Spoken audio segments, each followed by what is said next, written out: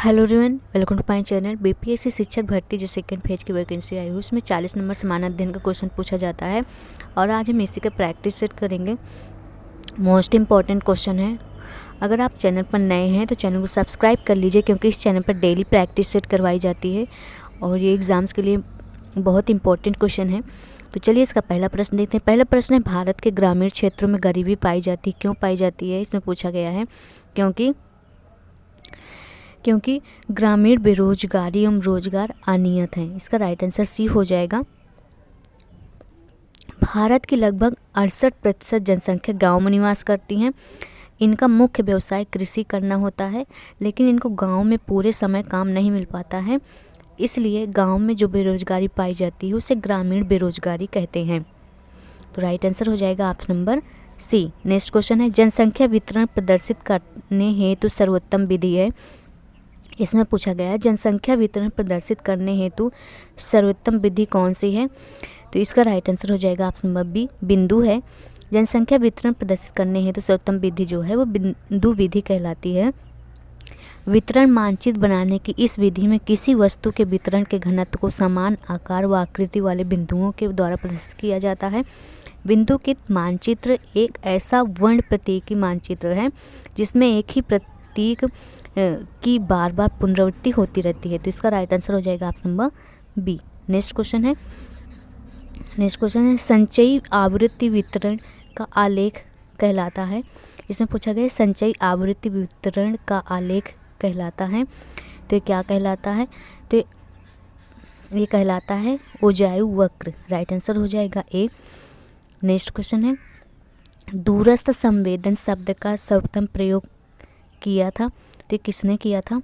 ये किया था एवलिन प्रूट द्वारा। इसका राइट आंसर ए हो जाएगा। US office of naval research के भूगोलवेत्ता एवलिन प्रूट ने सबसे पहले दूरस्थ संवेदन, इसे रिमोट सेंसिंग भी कहते हैं, इसका प्रयोग किया था। तो राइट आंसर हो जाएगा option number A. Next question देखते हैं, मानचित्र रचना में अक्षांश एवं देशांतर रेखाओं का उपयोग सर्वप्रथम किस देश के विद्वानों द्वारा किया गया था? तो किसके द्वारा किया गया था? तो ये किया गया था यूनानी विद्वानों द्वारा। राइट आंसर हो जाएगा ऑप्शन नंबर डी। सर्वप्रथम यूनानी विद्वानों द्वारा अक्षांश तथा देशांतर रेखाओं का विकास, पृथ्वी का विभिन्न कटिबंधों में विभाजन और विद्वान चित्रण का विभाजन किया गया था। इसका राइट आंसर हो जाएगा option number D. Next question है, माल्थस के अनुसार किसी प्रदेश की जनसंख्या के 2 गुना होने में लगने वाला समय है। इससे पूछा गया है माल्थस के अनुसार प्रदेश की जनसंख्या के 2 गुना होने वाले समय है, तो इसमें पूछा गया है, तो इसका राइट आंसर हो जाएगा 25 वर्ष। राइट आंसर हो जाएगा ऑप्शन नंबर सी। माल्थस ने बताया कि यदि जीवन निर्वाह के संसाधन का अवरोध न हो तो प्रत्येक 25 वर्ष में जनसंख्या 2 गुना हो जाएगी। अतः यदि स्वयं के नैतिक नियंत्रण को माध्यम से जनसंख्या वृद्धि पर नियंत्रण न पाया गया तो प्राकृतिक प्रकोपों जैसे दुर्भिक्ष, संक्रामक रोग एवं युद्ध आदि के द्वारा व्यापक अकाल मृत्यु होगी। तो राइट आंसर हो जाएगा सी। नेक्स्ट क्वेश्चन है, यूएनडीपी द्वारा मानव विकास सूचकांक के परिकलन में निम्नलिखित में से किसे सम्मिलित नहीं किया गया है? इसमें पूछा गया है यूएनडीपी द्वारा मानव विकास सूचकांक के परिकलन में निम्नलिखित में से किसे सम्मिलित नहीं किया गया है? किसे नहीं किया गया है? तो इसे शिशु मृत्यता को नहीं किया गया है। तो राइट आंसर हो जाएगा option number C. Next question है, मानव प्रजातियों के उद्भव एवं विस्तार से संबंधित खंड एवं स्तर सिद्धांत का प्रतिपादन किसने किया था? इसमें पूछा गया है मानव प्रजातियों के उद्भव एवं विस्तार से संबंधित खंड एवं स्तर के सिद्धांत का प्रतिपादन किसने किया था? तो ये किसने किया था? तो ये किया था टेलर ने। राइट आंसर हो जाएगा बी। मानव प्रजातियों के उद्भव एवं विस्तार से संबंधित खंड एवं स्तर सिद्धांत का प्रतिपादन टेलर ने किया था। टेलर के अनुसार प्रजाति नस्ल को प्रकट करती है, ना कि संस्कृति को। तो राइट आंसर हो जाएगा बी। नेक्स्ट क्वेश्चन है, निम्नलिखित में से कौन सा एक प्राथमिक व्यवसाय की श्रेणी में सम्मिलित नहीं किया जाता है? इसमें पूछा गया है कौन सा एक प्राथमिक व्यवसाय की श्रेणी में सम्मिलित नहीं किया जाता है? इसका राइट आंसर हो जाएगा ऑप्शन नंबर डी, परिवहन।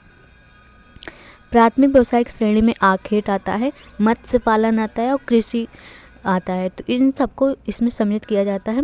और परिवहन जो है वो तृतीयक व्यवसाय के अंतर्गत आता है। तृतीयक व्यवसाय जैसे क्या होता है, शिक्षा, स्वास्थ्य, प्रशासन, संचार, व्यापार, ये सभी होते हैं। तो इसका राइट आंसर हो जाएगा option number D. Next question है वाणिज्यिक खेती की विशेषताएं निम्नलिखित में से कौन सी है। इसमें पूछा गया है वाणिज्यिक खेती की विशेषताएं निम्नलिखित में से कौन सी है, तो कौन सी है, तो ये है किसान बाजार के लिए फसलों को उगाते हैं। किसान जो हैं वो बाजार के लिए फसलों को उगाते हैं। वाणिज्यिक खेती की यही विशेषताएं हैं। तो राइट आंसर हो जाएगा ऑप्शन नंबर ए। वाणिज्यिक कृषि मुख्यतः विकसित देशों द्वारा की जाती इस प्रकार की कृषि का उद्देश्य जो होता है व्यापार हेतु फसलों को उपजाया जाना होता है। तो राइट आंसर हो जाएगा ए। नेक्स्ट क्वेश्चन है निम्नलिखित में से कौन बाजार को प्रभावित नहीं करता है। इसमें पूछा गया है निम्नलिखित में से कौन बाजार को प्रभावित नहीं करता है, तो ये चतुर्थक क्रिया नहीं करता है। तो राइट आंसर हो जाएगा ऑप्शन नंबर डी। प्राथमिक क्रियाओं के अंतर्गत कृषि कार्य, पशुपालन, वन्य क्रियाएं, मत्स्य एवं उत्खनन आते हैं। द्वितीयक में जो आते हैं वो विनिर्माण, उद्योग धंधे आते हैं। और तृतीयक के अंतर्गत जो आता है वो यातायात तथा व्यापार आता है।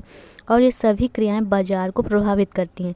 और जबकि चतुर्थ क्रिया जो होती है वो विज्ञान होता है, कला होता है, साहित्य होता है और शोध आदि जो होती है ये उच्च सेवाएं होती है, बाजार को प्रभावित नहीं करती हैं। तो इसका राइट आंसर हो जाएगा option number D. Next question देखते हैं। नेक्स्ट क्वेश्चन है निम्नलिखित देशों में से कौन एक रबर का प्रमुख उत्पादक नहीं है। इसमें पूछा गया है कौन एक रबर का प्रमुख उत्पादक नहीं है, तो कौन नहीं है, ब्राज़ील नहीं है। राइट आंसर हो जाएगा ए। विश्व के प्रमुख रबर उत्पादक देश जैसे थाईलैंड है, इंडोनेशिया है, वियतनाम है, चीन है, लेकिन ब्राज़ील जो है वो रबर का उत्पादक देश है। रबर का उत्पादक देश जो है ब्राज़ील नहीं है। तो इसका राइट आंसर हो जाएगा, ये सभी हैं रबर का उत्पादक देश, लेकिन ब्राज़ील जो है वो नहीं है। नेक्स्ट क्वेश्चन है रबर, रोजवुड, ताड़ एवं महोगनी वृक्ष निम्न में से किस एक से संबंधित है। इसे पूछा गया रबर, रोजवुड, ताड़ एवं महोगनी वृक्ष निम्न में से किस एक से संबंधित है। तो किससे संबंधित है, ये संबंधित है उष्णकटिबंधीय सदाबहार वनों से। राइट आंसर हो जाएगा डी। नेक्स्ट क्वेश्चन है संसाधन विकास के नियंत्रण अथवा निदेशक को क्या कहा जाता है। जो पूछा गया है संसाधन विकास के नियंत्रण अथवा निदेशक को क्या कहा जाता है, तो क्या कहा जाता है इसे, तो इसे कहा जाता है संसाधन प्रबंधन। राइट आंसर हो जाएगा सी। खुलना बंदरगाह किस देश में स्थित है। खुलना बंदरगाह किस देश में स्थित है, तो कहाँ स्थित है, बांग्लादेश में। राइट आंसर हो जाएगा सी। यह ढाका और चटगांव के बाद बांग्लादेश का तीसरा सबसे बड़ा शहर है। खुलना गंगा के डेल्टा क्षेत्र में रूपसा एवं भैरव नदियों के तट पर स्थित है। खुलना को सुंदरवन का प्रवेश द्वार भी माना जाता है। तो राइट आंसर हो जाएगा ऑप्शन नंबर सी। नेक्स्ट है कील नहर निम्नलिखित में से किसके बीच है। कील नहर निम्नलिखित में से किसके बीच है, तो किसके बीच है, तो ये है उत्तरी सागर बाल्टिक सागर के बीच में। तो राइट आंसर हो जाएगा ऑप्शन नंबर सी, उत्तरी सागर और बाल्टिक सागर के बीच में। नेक्स्ट क्वेश्चन है विश्व में निम्नलिखित में से कौन सा एक बृहत मानव जमघट नहीं है। इसमें पूछा गया विश्व में निम्नलिखित में से कौन सा एक बृहत मानव जमघट नहीं है, तो इसका राइट आंसर हो जाएगा दक्षिणी अमेरिका जो है वो नहीं है। तो राइट आंसर हो जाएगा डी। पूर्वी एशिया, पश्चिमी यूरोप तथा दक्षिणी एशिया में उच्च जनसंख्या संकेंद्रण पाया जाता है, और जबकि दक्षिणी अमेरिका में कम जनसंख्या घनत्व पाया जाता है। तो इसका राइट आंसर हो जाएगा option number D. Next question है निम्नलिखित में से किस देश में विश्व का सबसे बड़ा रेल नेटवर्क है। तो सबसे बड़ा रेल नेटवर्क है पूछा गया है किस देश में, तो ये किस में है, संयुक्त राज्य अमेरिका में है। राइट आंसर हो जाएगा सी। रेल मार्गों की लंबाई की दृष्टि से संयुक्त राज्य अमेरिका का विश्व में प्रथम स्थान है। संयुक्त राज्य अमेरिका में 3 प्रमुख अंतर महाद्वीपीय रेल मार्ग हैं जो अटलांटिक तट पर स्थित न्यूयॉर्क बंदरगाह एवं प्रधान नगर को प्रशांत तटीय बंदरगाह को सिएटल, सैन फ्रांसिस्को और लॉस एंजल्स से मिलाते हैं। तो स्थिति के अनुसार इन्हें क्रमशः उत्तरी, मध्य और दक्षिणी अंतर्महाद्वीपीय रेल मार्ग से नाम से जाना जाता है। तो राइट आंसर हो जाएगा option number C. Next question है, जल प्रदूषण का प्रमुख प्रभाव निम्नलिखित में से कौन सा है। इसमें पूछा गया है जल प्रदूषण का प्रमुख भाव निम्नलिखित में से कौन सा है। तो इसका राइट आंसर हो जाएगा जलीय जीवन के लिए ऑक्सीजन की कमी। राइट आंसर सी हो जाएगा। नेक्स्ट क्वेश्चन देखते हैं, यह फसल उपोष्ण प्रकृति की है, उसके लिए कठोर पाला हानिकारक है। विकास के लिए उसे कम से कम 210 पाला रहित दिवसों और 60 से 100 सेंटीमीटर वर्षा की आवश्यकता पड़ती है। हल्की अपवाहित मृदा जिसमें नमी धारण करने की क्षमता है, उसकी खेती के लिए आदर्श रूप में अनुकूल है। यह फसल निम्नलिखित में से कौन सी है। इसमें पूछा गया है, इसे सभी बताया गया इसके बारे में, एक फसल कौन सी है इसमें पूछा गया है। तो कौन सी है, तो ये कपास है। राइट आंसर हो जाएगा ए। कपास जो है एक नगदी फसल है, यह मालवेसी कुल का सदस्य है। कपास की फसल उपोष्ण प्रकृति की होती है। ये सभी इसके बारे में बताया गया है। तो ये इसका राइट आंसर हो जाएगा option number A. Next question है, निम्नलिखित में से कौन सी भूगोल की शाखा भौतिक भूगोल की शाखा है। इसमें पूछा गया है भूगोल की कौन सी शाखा भौतिक भूगोल की शाखा है। तो कौन सी है, तो ये भू आकृति विज्ञान की है। राइट आंसर हो जाएगा option number C. Next question है, निम्नलिखित में से किस एक भूगर्भिक युग में वेगनगर के महाद्वीपीय प्रवाह सिद्धांत में पेंजिया का विभंजन प्रारंभ हुआ है। तो इसका राइट आंसर हो जाएगा ऑप्शन नंबर ए, कार्बोनिफेरस युग। नेक्स्ट क्वेश्चन देखते हैं, निम्नलिखित स्थलाकृति में से कौन कार्स्ट स्थलाकृतियों में सम्मिलित नहीं की जाती है। तो कौन सम्मिलित नहीं की जाती है, तो सिर्फ डिब्बा नहीं की जाती है। राइट आंसर सी हो जाएगा। नेक्स्ट क्वेश्चन है, वायुमंडलीय संरचना में निम्नलिखित में से किस गैस का सर्वाधिक भाग है। तो किस गैस का सर्वाधिक भाग है, तो नाइट्रोजन का जो है वो सर्वाधिक भाग होता है वायुमंडलीय संरचना में। कितना प्रतिशत होता है, तो 78.08% होता है। 78.08% होता है। इस गैस की उपस्थिति के कारण ही वायुदाब, पवनुक शक्ति तथा प्रकाश में परावर्तन का आभास होता है। इस गैस का कोई रंग, गंध, स्वाद नहीं होता है। नाइट्रोजन का सबसे बड़ा लाभ यह है कि यह वस्तुओं को तेजी से जलने से बचाती है। नेक्स्ट क्वेश्चन है, तरल अवस्था में निकिल और लोहे से बनी पृथ्वी की सबसे भारी और सबसे आंतरिक परत को क्या कहते हैं। तो इसे क्या कहते हैं, इसे कहते हैं नीफे कहते हैं, नाइफ या नीफे कहते हैं। राइट आंसर डी हो जाएगा। तरल अवस्था में निकल और लोहे से बनी पृथ्वी की सबसे भारी और आंतरिक परत को नीफे कहते हैं। नेक्स्ट क्वेश्चन है, निम्नलिखित में से कौन सी स्थलाकृति महासागरों के सबसे अधिक क्षेत्र में फैली हुई है। तो कौन है जो महासागरों के सबसे अधिक क्षेत्र में फैली हुई है, तो कौन है, तो ये है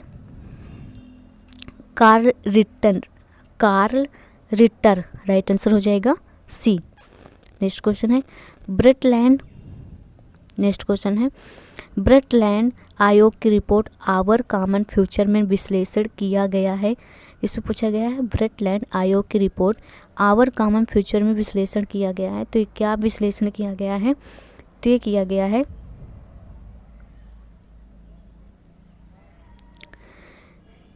गया है पर्यावरण विकास अंतर संबंध का। राइट आंसर हो जाएगा option number D. Next question है, आरावली पर्वतमाला किन नदियों के बीच महान जल विभाजक है। आरावली पर्वतमाला किन नदियों के बीच महान जल विभाजक है। तो इसका राइट आंसर हो जाएगा ऑप्शन नंबर ए, सिंधु और गंगा नदी के बीच। नेक्स्ट क्वेश्चन है, निम्नलिखित में से कौन सा एक नेशनल पार्क इसलिए अनूठा है कि वह एक प्लवमान फ्लोटिंग वनस्पति से युक्त अनूप स्वैम्प होने के कारण समृद्ध जैव विविधता को बढ़ाता है। तो कौन बढ़ाता है, तो ये बढ़ाता है Keibul Lamjao national park. Right answer हो जाएगा बी। नेक्स्ट क्वेश्चन है, निम्नलिखित में से कौन सी एक प्रशांत महासागर की, इससे पूछा गया है कौन सी एक प्रशांत महासागर की धारा नहीं है, महासागर की धारा नहीं है, तो आगुल हाथ जो है वो नहीं है। तो राइट आंसर हो जाएगा ऑप्शन नंबर सी। आगुल हाथ जो है वो हिंद महासागर की धारा है, जो कि प्रकृति में गर्म एवं अस्थायी है, और ये सभी प्रशांत महासागर की धाराएं हैं, ये तीनों। आगुल हाथ नहीं है। नेक्स्ट क्वेश्चन देखते हैं। टेलीग्राफिक पठार किस पठार हिस्सा है? टेलीग्राफिक पठार हिस्सा है, तो किसका हिस्सा है? तो ये हिस्सा है उत्तर अटलांटिक कटक का। राइट आंसर हो जाएगा option number A. Next question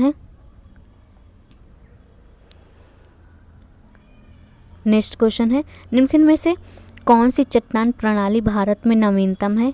पूछा गया कौन सी चट्टान प्रणाली भारत में नवीनतम है, तो कौन सी है? तो गोंडवाना जो है ये नवीनतम है। राइट आंसर हो जाएगा option number D. Next question देखते हैं। इसमें मिलान करना है और कोड के माध्यम से सही आंसर देना है, तो इसका मिलान कर लेते हैं।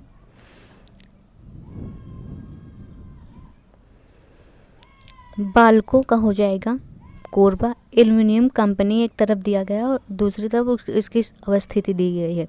तो बाल्को का हो जाएगा कोरबा छत्तीसगढ़ में, जो कोरबा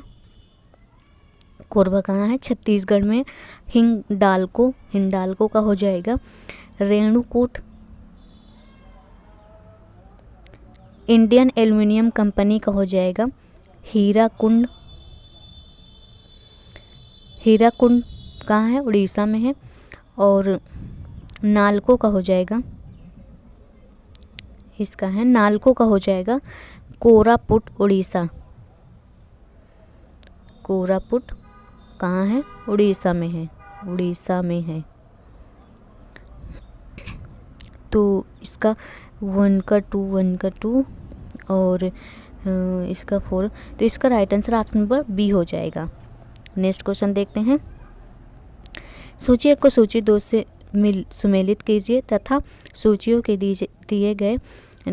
नीचे दिए गए कोड से सही उत्तर का चयन करना है। तो इसका भी मिलान कर लेते हैं। एक तरफ दिया गया है नदी घाटी परियोजना और दूसरी तरफ नदी दिया गया है, तो इसका सुमेलित कर लेते हैं। रिहंद परियोजना का हो जाएगा रिहंद। नागार्जुन सागर परियोजना को हो जाएगा कृष्णा नदी। पोचमपाद परियोजना, इसका हो जाएगा गोदावरी। माता टीला परियोजना का हो जाएगा बेतवा। तो इसका जो राइट आंसर हो जाएगा ऑप्शन नंबर डी हो जाएगा। नेक्स्ट क्वेश्चन देखते हैं। वर्षा का विस्तृत परिसर और विविधता वेग प्रवाही स्वरूप का पवनों का उत्क्रमण और अनिश्चित आगमन किसके अभिलक्षण है? तो किसके अभिलक्षण है? तो ये है मानसून के। राइट आंसर हो जाएगा सी। नेक्स्ट क्वेश्चन देखते हैं। कार्टोग्राम है, कार्टोग्राम क्या है? तो कार्टोग्राम है मानचित्र पर सांख्यिकी डेटा का प्रतिनिधित्व। नेक्स्ट क्वेश्चन देखते हैं। निम्नलिखित में से किस विद्वान का यह मत था कि भूगोल और इतिहास गैर समान जुड़वा है? तो इसका राइट आंसर हो जाएगा option number B hartshorn. Next question देखते हैं। कपास की उपज के लिए उपयुक्त मिट्टी होती है, तो एक काली होती है। नेक्स्ट देखते हैं। ज्वालामुखी जो ऐतिहासिक समय में फटे हैं और उनकी फिर से फटने की संभावना है, तो ऐसे ज्वालामुखी को क्या कहा जाता है? तो इसे क्या कहा जाता है? प्रसुप्त ज्वालामुखी कहा जाता है। राइट आंसर हो जाएगा ऑप्शन नंबर डी। और अगर जब वीडियो अच्छी लगी हो तो आप वीडियो को लाइक कर दीजिएगा और चैनल को सब्सक्राइब कर लीजिएगा।